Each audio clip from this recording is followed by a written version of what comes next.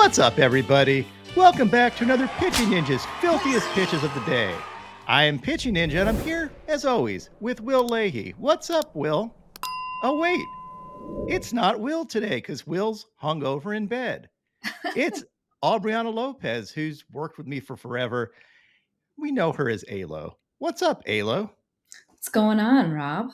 I decided to invite you on after talking with you because your parents always wanted you to be a sportscaster, and I figured you can start from the very bottom, which is working with me. As you've done for how many years? How many years did you work with me? Oh, like 9. This is what you do, you make parents' dreams come true, Rob. What can I say?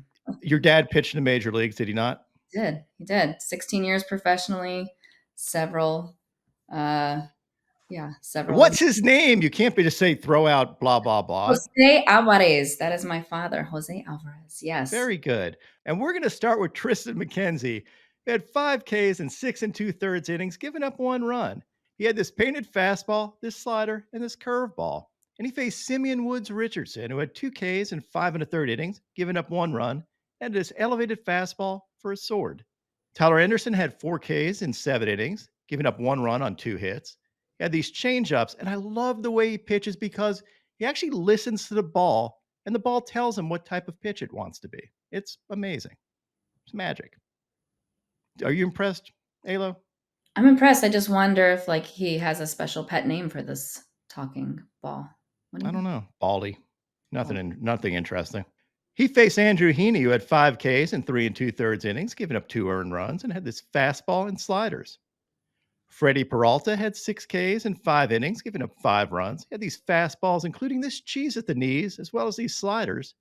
And he faced Hunter Brown, who had 5 Ks in 5 innings, giving up 4 runs, and had this elevated fastball and knuckle curve. Christian Scott had 3 Ks in 4 innings, giving up 4 runs. He had this elevated fastball and this fastball for a backwards K.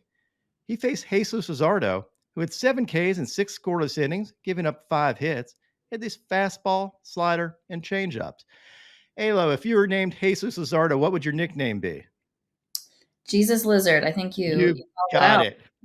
Absolutely. You pay attention. That's very good. Bryce Miller had 1 K in 5 1/3 innings, giving up 4 earned runs, and was very not Bryce Miller-esque. He had this fastball. And he faced John Means, who had 4 Ks in 6 innings, giving up 2 runs. He had this elevated slider and these nasty changeups. Tyler Alexander had 4 Ks in 7 1/3 innings, giving up 3 runs. He actually took a perfect game deep into this game. Doesn't have amazing stuff, but he did have this painted fastball, this elevated fastball, and this cutter, and honestly was really good yesterday. He just could pitch. He faced Chris Bassett, who had 5 Ks in 5 2/3 innings, giving up 3 runs. He had these front door 2-seamers and this nasty curveball, and picked up his 900th career strikeout this game on an automated pitch timer violation thing. Mike Clevenger had 5 Ks in 4 2/3 innings, giving up 3 runs. He had this fastball and cutter. And he faced Nestor Cortes, who had 6 Ks in 5 innings, giving up no earned runs. Nestor had these changeups, this elevated fastball, and no one really cares about any of that because he had this amazing trickeration. Look at Nestor go. It's like a 10 degree of difficulty and a 0 execution because he kind of didn't stick the landing here. And somehow he threw this pitch 96 miles an hour. Granted, it was to the backstop and almost hit a fan in the head, but it was 96 miles an hour. Listen, I think bats and balls were making fans dance yesterday. We saw a lot of that. We definitely did. I did a comparison of Nestor Cortez's long windup with the very next pitch, which was a quick pitch, and he actually got called for it because the hitter wasn't ready. But look at the difference in this. The man is a legendary trickster. Nasty Nestor with the creativity. Brian Bayo had 4 Ks in 4 2/3 innings, giving up 5 runs. He had this sinker and wicked slider for a sword, and that slider was nasty. He faced Kyle Gibson, who had 3 Ks in 6 innings, giving up 5 runs, and had these sweepers. James Paxton had 2 Ks in 6 innings, giving up 3 runs, and had this cutter. Faced Frankie Montas, only had 1 K in 5 innings, giving up 3 runs, but caged Shohei on this splitter. And that brings us to Alo's Dong of the Day. It was Shohei Day in LA, and he hit a home run. So I'd say he just won all around the diamond yesterday. Ryan Feltner had 2 Ks in 4 innings, giving up 5 runs. He had this painted slider. Faced Mason Black, who had 2 Ks in 3 innings, giving up 4 runs. Had this elevated fastball and this paintish slider. Zach Wheeler had 6 Ks in 7 1/3 innings, giving up 2 runs. He had this 98-mile-an-hour paint that put Joey Meneses on the eternal IL, the Ripper getting the stab. And I got a nice shout out from the Phillies announcers for the Ripper. The Ripper will tell you. John Tumpane is the home plate umpire, and we refer to him as the Ripper because of his strike 3 call. And it's awesome, by the way. The pitching ninja came up with it, Rob Friedman, and I think it's fantastic. Wheeler also had this elevated fastball for a sword and painted with his fastball, as well as had this curveball and splitter. Nasty stuff from Zach Wheeler. He faced Jake Irvin, who had 2 Ks in 5 innings, giving up 4 runs, and had these curveballs. And honestly, Jake Irvin's curveball is his best pitch. I kind of wish he'd throw it more, or at least visually is his best pitch to me. I think it's a really, really filthy pitch. Cole Reagans was outstanding yesterday. He had 7 Ks and 7 scoreless innings, giving up 2 hits. He had these fastballs up to 99 miles an hour, and of course, his nasty changeup, and this beautiful painted backdoor cutter. Very good outing from Cole Reagans. He faced Mitch Spence, who had 4 Ks in 4 2/3 innings, giving up 1 run, and had these sliders. Matt Waldron was outstanding yesterday with 10 Ks in 5 2/3 innings, giving up 1 run. He had this elevated fastball and this sweeper, but nobody comes to Matt Waldron highlights for that stuff. They always come for the knuckleballs, and his knuckleball was dancing yesterday. Look at this filth. He had his barrel-locking knuckleball and these absolutely beautiful ones. There's like no prettier pitch in baseball than a knuckleball. Alo, can you throw a knuckleball? Not very well. Do you know how to grip one? Yeah. Doesn't really work when you got fingernails, though, you know? Did your dad teach you a knuckleball, or did you learn it yourself? No, he taught me all the pitches. I mean, I think I could throw the curveball the best, but I've seen it actually, so yeah. don't show me up. Okay. Speaking of curveballs, Matt Waldron faced Max Fried. That's a very pretty curveball. But Fried only had 2 Ks in 4 1/3 innings, giving up 3 runs. He had this fastball and a very pretty curveball. And I overlaid his fastball and his curveball so you can see how well they tunnel. And when Fried's going right, that pitch combo is really tough. Did you watch the game yesterday? I saw some highlights. My parents were actually at the game yesterday, but you know what I love about Max Fried is that his delivery looks identical for every pitch. That's the difference between like a Nestor and a Fried. Although Nestor's great. Like, I think they're both like They're both Nestor does great. it. They're Yeah, different. right. They're totally because if you repeat your mechanics often, it really helps with pitch tunneling. Mhm. But Nestor switching it up, he actually adds that. It's almost like adding another pitch by changing his mechanics. Yeah. As a hitter, you don't know where it's coming, what arm angle is coming from, how fast it's coming. I mean, it's all just messed up, and Nestor would be a nightmare to face. Tarik Skubal was freaking outstanding yesterday with 6 strikeouts and 6 scoreless innings, giving up only 1 hit. He had these fastballs and changeups. The story of the game was his fastball. He had this one at 99.9 miles an hour, and then this one at 100.2 miles an hour, which is the fastest pitch in Tarik Skubal's career. And basically, we talked this into existence when Yeah. Tarik and I had this I knew interview. you were gonna do this, Rob. 99.8, I think, is my best vault. But I've been trying to hit 100 for a while, and I can't do it. My last outing I was 99.6, and that was like my outing before that was 99.6. I'm at that threshold right now where it's like I don't know what I need to do, but maybe try a little less hard. I don't know. I think it's after this interview, you're going to hit 100, and we're going to talk about the fact that we discussed this, and we're going to manifest it. It's going to happen. I just need to hit ones because it'll round up on the TV, and it's not real. Ever since we had this discussion, he's hit 100.0 or higher 3 times. Coincidence? Yeah, probably a coincidence. Aren't you just the pitcher prophet? No, I'm the pitching ninja, Alo. Get it. Skubal outdueled Ryan Nelson, who had 4 Ks in 4 innings, but gave up 8 runs. He had this cutter at the knees, and nobody is going to remember the fact that Ryan Nelson gave up 8 runs because he also hit Canna with this pitch that Canna swung at, adding injury to insult. All anybody's going to remember is this. No one will remember the results of the game. Excellent pitch by Ryan Nelson. I love when stuff like this happens. Kyle Hendricks had 4 Ks in 4 2/3 innings, but gave up 11 hits, 8 runs, 7 of them earned. He did have these nasty changeups.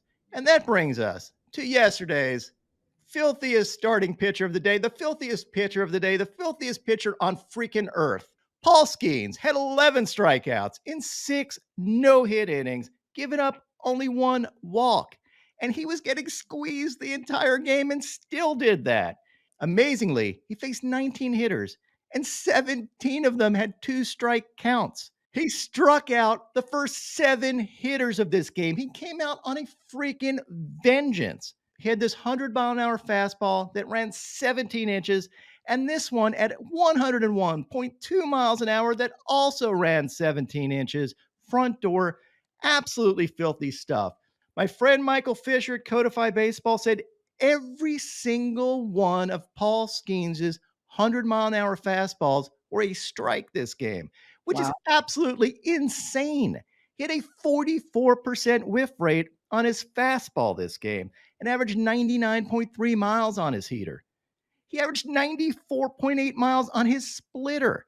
It's absolutely nuts. He had this Expelliarmus splitter where he's actually so cocky that he's pointing to the bat, telling Hap to just go get it. You threw it, you go get it, and go to your room. No hits for you, Hap. Filthy stuff. He also had this slider. It's almost like he's playing with his food out there. And I don't know if it's a rumor or not, Alo, but Superman and Paul Skenes once got into a fight, and the loser had to wear his underwear on the outside of his pants. I also love the fact I got a shout out during this game, too, for Sword. Boog Shambi, thank you for the shout out. Is it Rob Friedman? Is that his name? Pitching Ninja. Yeah. And I love this quote from Paul Skenes before the game. How do you think you're looking forward to that challenge of the way hitters might be adjusting to you and having that chess match throughout the game? I mean, go ahead and adjust. Good luck. I'm ready for it. Almost the same thing that Jake Arrieta said when facing the Pirates in the playoffs. If some Pirates fan chirped at him, he said, you know what, whatever keeps your hopes up, but just know it's not going to matter. I think he's got a nice career ahead of him, but if all else fails, if he can't keep batters dancing, he's got a good dance career ahead of him as well. Saw his moves. What do you think about his girlfriend? Super cute. She's great. Livy Dunn, yep. Yeah, they look like a fun couple. For a long time, he was just known as Livy's boyfriend. I've seen articles where Livy's boyfriend signs a I'm like, Livy's boyfriend is the filthiest pitcher, the most dominating pitcher that you're ever going to see. So, Paul, you're going to make a name for yourself, I have a feeling. Now onto my filthiest relievers. Brian Abreu had this slider. Clay Holmes had this 96-mile-an-hour paint and ended the game with this slider on the chalk. Yes, this was not a strike, but whatever, we'll take it. Griffin Jacks had this wicked sweeper for a sword. Yuki Matsui had this dirty slider and splitter and got absolutely terrible swings on him. Hobie Milner had this sweeper that ended up behind a hitter, as well as this painted sweeper. Nate Pearson had this 99-mile-an-hour heater and this hammer curveball. Robert Suarez had this 99-mile-an-hour heater and 100-mile-an-hour fastball. And Tyler Rogers had this nasty slider. My top 5 filthiest pitches of the day yesterday. At number 5, I'm going to give it to Nestor for his trickeration. Yeah, the pitch sucked, but it was still 96 miles an hour and almost hit a fan in the head. And I just love when Nestor does stuff like this. At number 4, I'm going to give this to Chase Burns. Chase Burns pitched yesterday, and if you didn't see it, he had 13 strikeouts in 7 innings for Wake Forest. He now has 169 strikeouts in 89 innings on the year. He is going to be a stud in the major leagues. Maybe not Paul Skenes level, because that's a once-in-generation thing. But Chase Burns is going to be really, really good. Not only does he throw 100, but look at these breaking balls. They're absolutely disgusting. And I love this home plate view from my friend Tyler Jennings. Filthy stuff from Chase Burns. Dude, ridiculous. And number 3, I'm going to give it to Tarik Skubal for his 100.2-mile-an-hour heater. Yeah, I know it's fouled off, but it's his fastest fastball in his career, and Tarik Skubal is an absolute stud. And number 2, Matt Waldron's knuckleballs. If Matt Waldron's throwing knuckleballs and gets 10 Ks, I am all here for it. And at number one, it's probably every single pitch that Paul Skenes threw yesterday, but especially the Expelliarmus Splinker, because that bat went flying like 150 feet. Filthy stuff from Paul Skenes. Sir, you're a filthy animal. And now my pitching ninja moment of Zen. I love this ground rule double with a header at the end. You know you have a good friend. He just sits there and laughs at you. My picks of the day today are a 4-leg parlay. I'm going to start with Luis Heel for 6 Ks or more, then take Kevin Gausman for 6 Ks or more, then take Braxton Garrett for 5 Ks or more, and top it off with Zach Gallen for 6 Ks or more. What would your picks of the day be? So, Alo, how was your experience guest hosting on the Pitching Ninja Show? It was wonderful. Will, anytime you want to nurse a hangover, I'm here for you, man. This was fun. Folks out there, Will be back tomorrow. This is not a way. Will is freaking awesome. He's the man. So let us know in the comments what you think of Aubriana's wonderful job today. Let's give her a big Pitching Ninja round of applause. Tell her how much you liked it. And if you didn't like it, just don't chime in because she'll get mad. It'll hurt her feelings. She's very, very sensitive. So sensitive. So sensitive. She's the meanest person I know.